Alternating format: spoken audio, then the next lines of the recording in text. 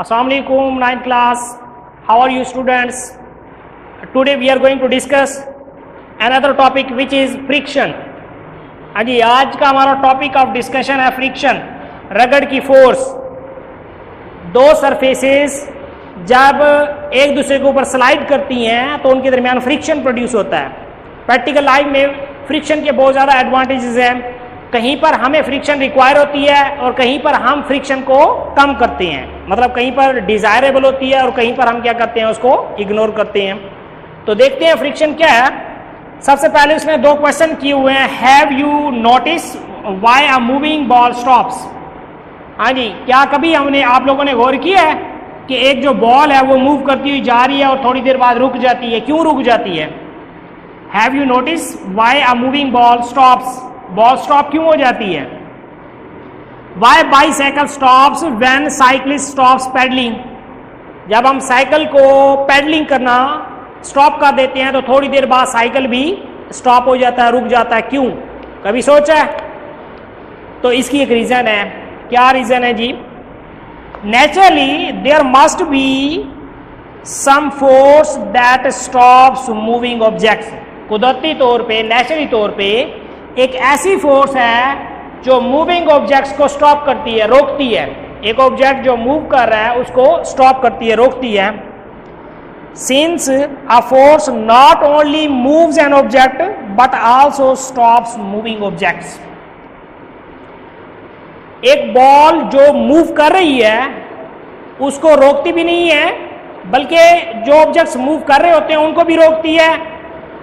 Force क्या करती है? फोर्स का काम ये होता है कि एक ऑब्जेक्ट जो रेस्ट की हालत में है उसको मूव भी करवा सकती है, वो अप्लाइड फोर्स कहलाएगी। ठीक है। और अगर मूव करती हुई जा रही है तो उसको रोकने के लिए या तो हम ब्रेक्स वगैरह अप्लाई करेंगे। अब ब्रेक्स जो अप्लाई करेंगे वो भी फ्रिक्शन प्रोड्यूस करती हैं टायर के साथ। और साइकिलिंग, हम पैडलिंग कर रही हैं, पैडलिंग करना हम स्टॉप कर देते हैं, रोक देते हैं। तो रोड और रोड, ठीक है, सड़क और टायर के दरमियान फोर्स ऑफ फ्रिक्शन होती है। उस फोर्स ऑफ फ्रिक्शन के नतीजे में वो मूविंग ऑब्जेक्ट्स जो होता है या बाईसाइकिल होता है वो स्टॉप हो जाता है, रुक जाता है। तो ये कुछ चीजें थी जो हमने, कुछ क्वेश्चन थे उसका आंसर किया। अब इसकी डेफिनेशन देखते हैं हम। फ्रिक्शन की क्या डेफिनेशन है? The force that opposes the motion of moving objects. ऐसी फोर्स जो मूविंग ऑब्जेक्ट्स की मोशन में क्या करे? अपोजिशन क्रिएट करे, अपोज करे उसकी मोशन को। मतलब हम साइकिल पे पैडलिंग कर रहे हैं, साइकिल मूव कर रहा है, हम पैडलिंग स्टॉप कर देते हैं तो वो रुक जाता है। क्यों? क्योंकि रोड जो है वो फ्रिक्शन प्रोड्यूस कर रहा है टायर के साथ, जिसकी वजह से वो रुक गया है। The force that opposes the motion of moving objects is called friction. ऐसी फोर्स जो मूविंग ऑब्जेक्ट्स की मोशन में अपोज करे, उसको रोके, मुखालफत करे उसको हम फ्रिक्शन बोलते हैं। तो इसके फैक्टर्स हैं, कुछ फैक्टर्स ऑफ फ्रिक्शन। फ्रिक्शन के कौन कौन से फैक्टर्स हैं? Nature of two bodies. हाँ जी, दो बॉडीज की नेचर के ऊपर डिपेंड करता है। ग्लास की सरफेस के ऊपर फ्रिक्शन कुछ और होगी, ग्लास और वुड के दरमियान फोर्स ऑफ फ्रिक्शन कुछ और होगी। हम अपने पाम्स एक दूसरे को क्या करते हैं? फ्रिक्शन प्रोड्यूस करते हैं, रबिंग करते हैं, फ्रिक्शन कुछ और होगी। हम अपने हैंड्स को कारपेट के ऊपर क्या करते हैं? मूव करवाते हैं, फ्रिक्शन कुछ और होगी। हम अपने हैंड्स को मार्बल के ऊपर मूव करवाते हैं, मैं यहाँ पर व्हाइट बोर्ड के ऊपर मूव करवाता हूँ। तो नेचर के ऊपर डिपेंड करता है कि वो दो सरफेसेस जो एक दूसरे के ऊपर स्लाइड कर रही हैं नेचुरली तौर पे कैसी हैं। अगर दो बॉडी स्मूथर होंगी दोनों, फ्रिक्शन कम होगी। दोनों सरफेसेस रफ सरफेसेस होंगी, खुरदरी सरफेसेस होंगी, फ्रिक्शन ज्यादा होगी। Pressing force between two surfaces. हाँ जी, दूसरा इसका फैक्टर है कि प्रेसिंग फोर्स भी होनी चाहिए। मैं यहां पर आहिस्ता प्रेसिंग फोर्स लगाता हूं, मैं यहां पर ज्यादा प्रेसिंग फोर्स लगाता हूं। तो जब प्रेसिंग फोर्स ज्यादा होगी तो फोर्स ऑफ फ्रिक्शन भी ज्यादा होगी। दो इसके फैक्टर हैं, factors of friction. Smooth surface offers less friction.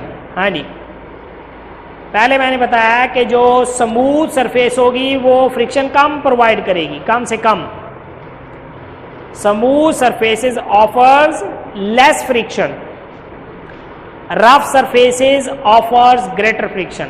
हाँ जी, रफ सरफेसेस फ्रिक्शन ज़्यादा प्रोवाइड करते हैं क्योंकि उनके दरमियान जो फोर्स ऑफ फ्रिक्शन होती है ज़्यादा प्रोड्यूस होती है। ये एक हमने एक माइक्रोस्कोपिक व्यू लिया हुआ है, ये या यहाँ पर आप लोग गौर के साथ बात सुनेंगे। ये दो ब्लॉक है हमारे पास, एक हमारे पास ब्लॉक ए है, ये हमारे पास ब्लॉक बी है। हमने ए बी ब्लॉक को ए ब्लॉक की सरफेस के ऊपर रखा हुआ है, हम इसको यहाँ पर मूव करवाते हैं तो इन दोनों की सरफेस के दरमियान फ्रिक्शन प्रोड्यूस होगी। अब इस फ्रिक्शन का माइक्रोस्कोपिक व्यू देखें, ये माइक्रोस्कोपिक व्यू है। माइक्रोस्कोप के जरिए इन दो सरफेसेस के दरमियान जो फ्रिक्शन प्रोड्यूस हो रही थी वो हम यहाँ पर माइक्रोस्कोपिक व्यू देखेंगे तो आपको बड़ा होकर नजर आएगा। तो ये दोनों सरफेसेस जो एक दूसरे को फ्रिक्शन प्रोवाइड करती हैं वो ये हैं, एक दूसरे के, एक बॉडी दूसरी बॉडी में फ्रिक्शन जो प्रोड्यूस करती है वो ये हमारे पास व्यू है। इनको हम कहते हैं कोल्ड वेल्स। ये कोल्ड वेल्स एक दूसरे में जम होते हैं, एक दूसरे की सरफेसेस के ऊपर एक बॉडी जो दूसरे के ऊपर मूव करेगी तो वो अपोज करेगा उसकी मोशन को। ये जो अपोजिशन है ये कोल्ड वेल प्रोवाइड करते हैं, ये कोल्ड वेल्स दोनों सरफेसेस के, ये हमारे पास क्या है, कोल्ड वेल्स।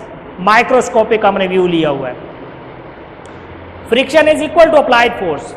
अब फ्रिक्शन अप्लाइड फोर्स के ऊपर, अप्लाइड फोर्स के इक्वल होती है, मतलब जितना मैं यहाँ पर प्रेसिंग फोर्स इसकी ज्यादा कर दूं तो फोर्स ऑफ फ्रिक्शन बढ़ जाएगी, applied force.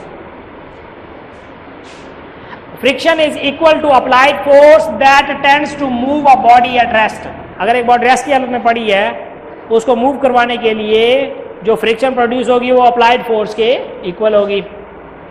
It increases with applied force, और फ्रिक्शन जो है अप्लाइड फोर्स के इंक्रीज करने से इंक्रीज होती है, ज्यादा होती है। Friction can be increase to a certain maximum value. हाँ, फ्रिक्शन जो है वो ये मैक्सिमम वैल्यू होती है, इसकी एक लिमिट होती है, खास लिमिट तक फ्रिक्शन को इंक्रीज करवाया जा सकता है। The maximum value of friction is known as limiting friction.